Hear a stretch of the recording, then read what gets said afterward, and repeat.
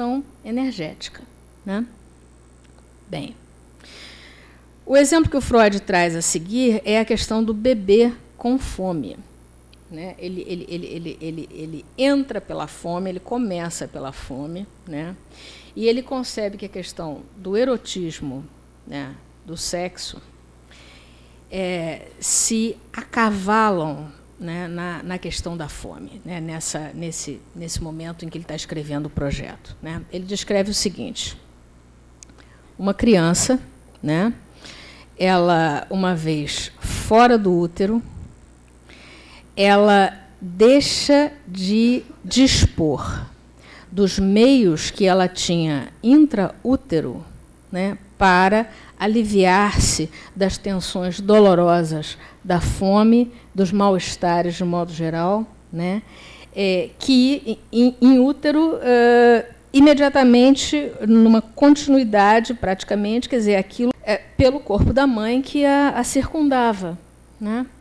O Freud constrói isso, quer dizer, que no momento do nascimento, o fato decisivo, né, é que se estabelece uma descontinuidade entre o aumento da tensão somática, que a gente pode considerar que vai se caracterizar como fome, né, e os instrumentos capazes de apaziguar essa fome, né, coisa que no útero não havia, né? A nutrição ela vinha de forma contínua, sem que se fizesse sentir, né, esse momento doloroso de tensão faminta, né? Bem, então Freud diz assim: a primeira maneira originária dessa tensão dolorosa ser descarregada é pelo choro, pelo esperneamento, carga motora, pela via de alteração interna. Esse é o nome que ele dá, né? E com a consequência de que esse grito, esse choro, chama a atenção do que Freud dá o nome de o auxiliar estranho, né? É alguém que vem em ajuda e que é um estranho. Quer dizer, essa criança ela depende de um outro, né, de alguém que esteja ao lado, cuja atenção é chamada para esse estado de desamparo e que vem e que ajuda, né? No caso, alimentando, né? Ora, o que acontece nesse momento da alimentação, no caso aqui, da amamentação, né? O Freud diz assim: ao mesmo tempo que a necessidade de alimento ela é apaziguada pelo leite que vem, né, e nutre, e então faz desaparecer o estado das células, né, que exigia aquele alimento, você tem uma configuração sensorial, você tem uma experiência que inclui aquelas imagens qualitativas que estão chegando pelos órgãos dos sentidos, que consistem em o tato, né, que te informa do contato com o corpo de alguém, né, ou com a mamadeira, ou com o bico do seio, seja com o que for, né, todas as imagens visuais que a gente pode imaginar que existam, as imagens olfativas, as imagens gustativas, né. E o Freud diz assim: a partir desse momento, esse aparelho neuronal ele guarda uma memória que não se limita ao prazer do fato de ter sido alimentado. Ele guarda uma memória de toda a condição em que essa experiência de prazer, né, de alívio, de diminuição dessa tensão, aconteceu, né?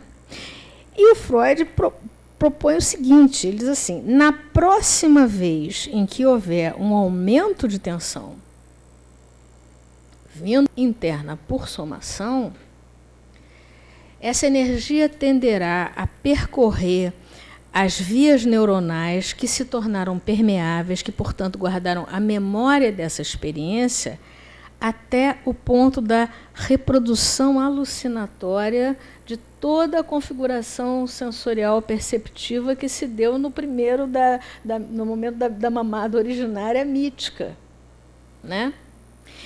E ele diz assim, quer dizer, que a partir ele diz isso, né? A gente entende isso, quer dizer, a partir desse momento, qualquer fome já não se satisfará apenas com o fornecimento de alimento. O que se passa a querer é a configuração exatinha que aconteceu daquela vez, que foi a boa, e que a gente passa a querer a reprodução dela, né? Então, vocês veem que é um problema muito, muito sério, né? Porque dá para a gente imaginar que fique muito conduzam das vezes seguintes exatamente aquelas mesmas condições da primeira vez. O alimento virá de uma maneira um pouquinho diferente, né? Ou muito diferente, né? As alucinações vão ser frustradas. As alucinações vão ser frustradas, exatamente. Quer dizer, e o que é frustração, né? A palavra que o Freud usa, né? E que a gente traduz como frustração, o que quer dizer? Ela quer dizer assim, você está num estado de expectativa, você está num estado de tensão no aparelho, de energia precisando ser descarregada. Essa energia produz uma alucinação, só que como os objetos, aspas, de verdade não estão lá, o alimento não vem, ou aquela sensação tátil, olfativa, né, gustativa, sensorial, desejada. Acabou? É lá onde você tem uma experiência de dor a rigor, em vez de uma experiência de prazer. Bom, eu vou acabar. A questão é a seguinte, quer dizer, o que o Freud vai a seguir desenvolver é assim, esse é o nosso problema. Nós ficamos com esse problema o resto da vida. O Freud vai fazer a hipótese de que tudo que a gente constrói, né, enquanto espécie, constrói, enquanto espécie, enquanto indivíduo ao longo da nossa vida, são tentativas e formas da gente construir maneiras de poder reduzir, amenizar essas tensões dessa natureza às quais nós vamos estar permanentemente expostos até o final da nossa vida, de maneiras minimamente eficazes. E o fato é que qualquer forma que a gente construa, ela necessariamente vai falhar em algum ponto, nos obrigando, portanto, a tentar outra coisa, né? E a dimensão do sonho, a dimensão da fantasia, a dimensão do devaneio, tudo isso, e a dimensão das coisas que a gente faz de verdade, né? Tudo isso vai estar nessa categoria da tentativa de